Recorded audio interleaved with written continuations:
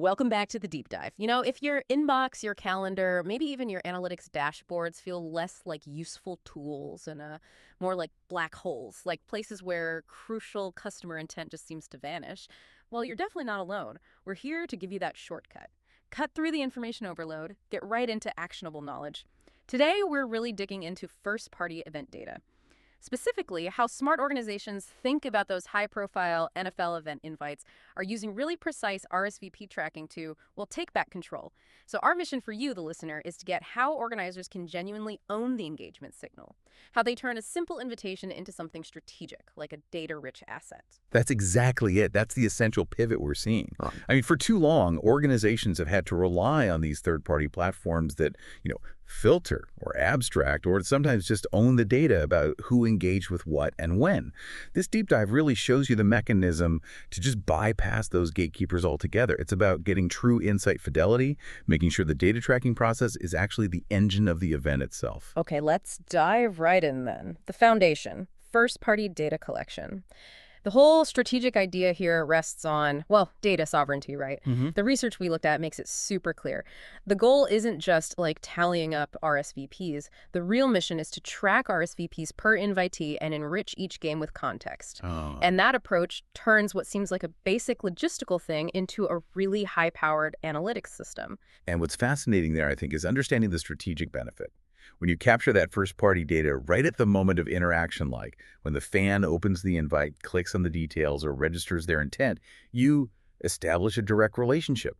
It's measurable. It's highly valuable. You're not just relying on generic tracking methods anymore, where every visitor kind of looks the same. And crucially, the system seems designed to remove those, inevitable data gaps. You maintain total control. Right. And that control is what guarantees, as the papers we read really emphasize, no black boxes, no third-party gatekeepers. This isn't just some technical preference, is it? It feels more like a strategic necessity. Oh, absolutely. Yeah. Especially when high-value engagement is on the line. Doesn't matter if it's a sweet invitation to a playoff game or maybe a critical B2B webinar invite. Yeah. Exactly. The integrity of that data stream is just paramount. If you rely on some generalized platform, you lose the ability to ask those really nuanced questions about context. By controlling the collection mechanism yourself, you ensure the context you gather actually allows for precise, actionable segmentation and follow-up later on. Okay, that sounds great. In theory, data control, no black boxes. But how does the system actually work? Like, on the ground, let's try and unpack the mechanics of this invitee record tracking. The system that turns a static calendar marker into a live intent signal. Yeah, this is where event logistics really starts to merge with data science. Think of it like this.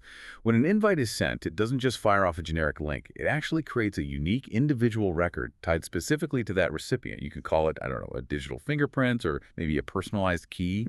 And that record is designed to update in real time. It instantly reflects that individual's interaction. Okay, so the beauty of this is the calendar or the invite tracker isn't just an archive of what was sent. It becomes this dynamic, constantly refreshing picture of current intent. Precisely. The research details 4 specific status updates that track the fan response. They seem simple, but I guess their clear categorization is where the power really lies. Right. We start with the obvious ones. The baseline is no action. Simple enough. Invite delivered. Fan hasn't responded yet. Maybe they've seen it, maybe not made a decision. Then you have the clear answers. RSVP, yes, they've confirmed they're attending or interested. And RSVP, no, a clear decline. But the real strategic insight, it seems, lies in that 4th status, and we should probably spend a bit of time here. RSVP maybe. This isn't just, a polite way of sitting on the fence. In the system, maybe is treated as a distinct, actionable data point. It's tentative, sure, but absolutely crucial because this is the audience most likely to respond to targeted nudges later. But that does raise an important question, maybe for the listener to consider too. Doesn't tracking maybe just create more noise? I mean, why commit resources to what seems like a soft commitment? Yeah, that's a really valid challenge. But the research seems to show that tracking maybe is actually where you can gain a massive marketing advantage. You're segmenting those individuals before they potentially decline. If you only track yes and no, you completely lose sight of everyone who was interested enough to consider it, but maybe just needed a bit more information or a reminder. So the maybe status lets organizers nurture that highest potential segment without wasting effort on the definite no's. Precisely. And if you look at this from an operational clarity angle, the system provides its huge benefit by just eliminating manual reconciliation. Think about it. If a fan moves from maybe to CAS right at the last minute, the record just updates automatically, instantly. You get a single source of truth for headcount, logistics, everything. That automation has got to be huge, right?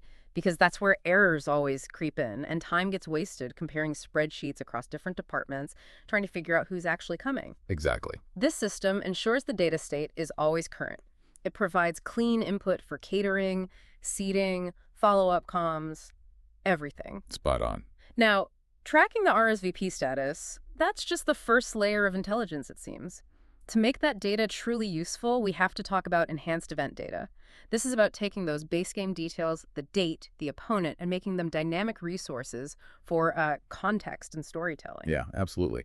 When you think about it, a simple calendar invite is pretty static, isn't it? The date, the location, they're fixed.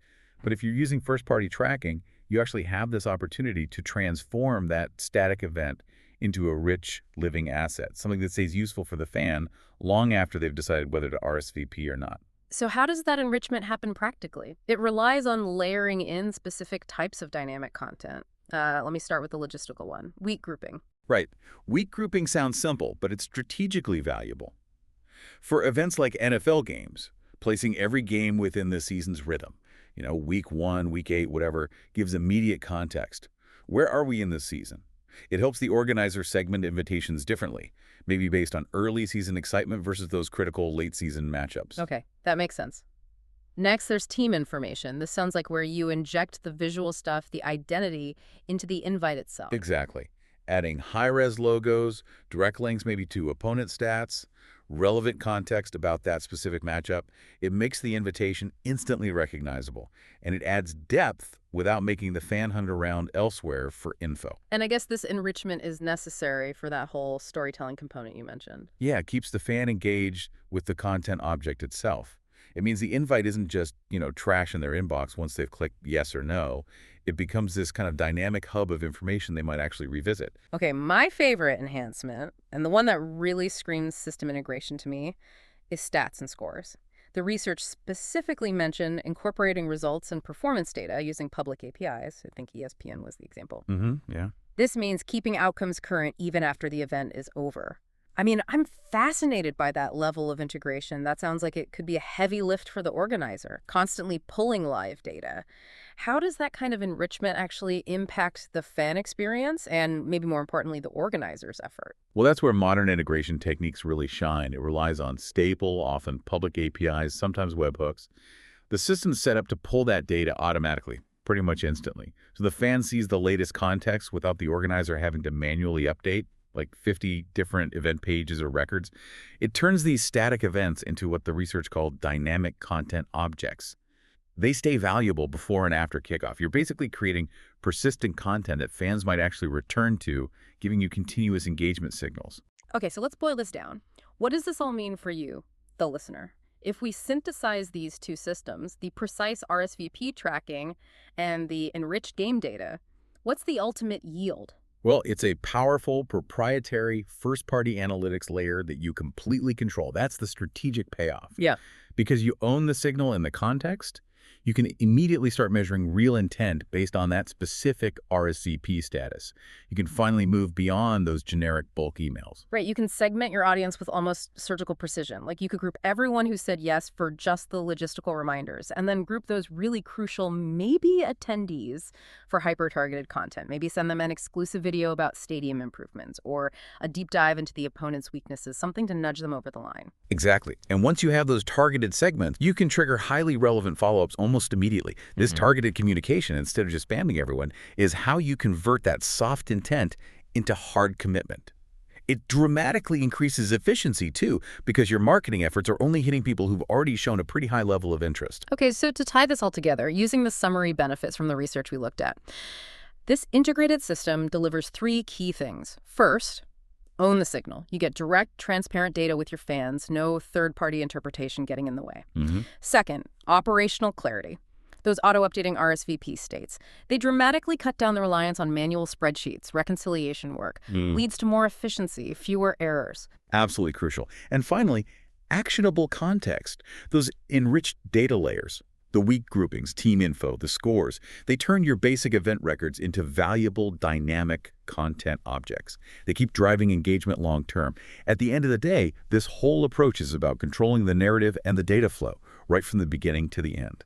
It turns what seems like simple event participation tracking into real strategic insight generation. Okay, that brings us to our final thought, something for you to chew on as you leave this deep dive.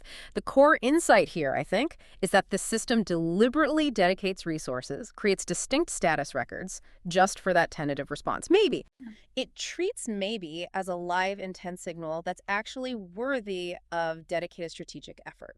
So we ask you, if maybe is treated like that, like a live signal worth its own record, what other common, maybe vague interactions in your daily work or your research, those soft commitments, those tentative interests, maybe partial responses, are you currently missing out on those? Are you just defaulting those potentially critical high potential interactions into the generic no action bucket simply because you haven't assigned them a clear, actionable data status? It definitely raises an important question about how you classify true interest, maybe in every aspect of your business. And that's all the time we have for this deep dive. Thank you so much for joining us as we uncovered the strategic power of first-party event tracking. We'll catch you next time.